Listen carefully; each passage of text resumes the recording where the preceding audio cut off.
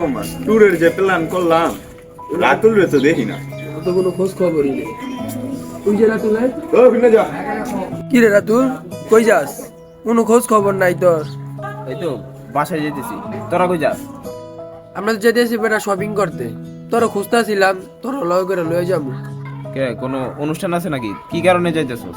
না, কোনো অনুষ্ঠান না বেটা, ওই যে আমরা একটা ট্যুর প্ল্যানিং করছি তো এর লেগে তোরে খুঁজতাছিলাম।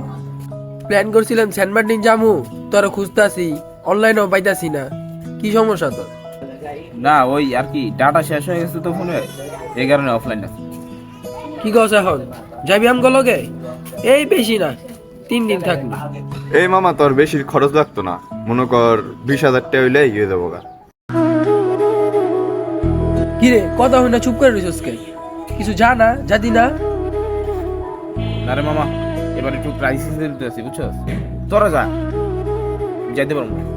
এই বেটা জাতি না মানি, তুই না গেলে মজা হইব রে বেটা, আয় ল। আচ্ছা তুই যেহেতু ক্রাইসিসের ভিতরে আসস, তুই বেশি না অল্প কিছু ম্যানেজ কর, বাকিটা আমরা দেখতাছি। না রে মামা তোরা যা, যাইতে পারবো না, তোরা যা।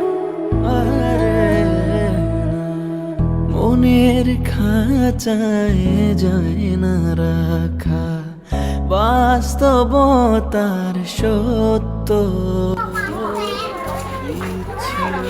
অনেক ক্রাইসিসের ভিতরে আসস, এটাই বুঝলাম রে।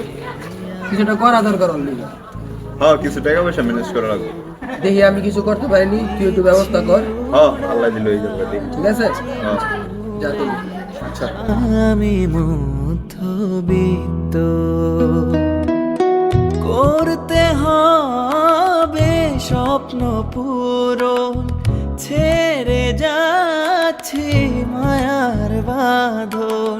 প্রিয়জনের মুখের হাসি দেখবো না তো নিত্য,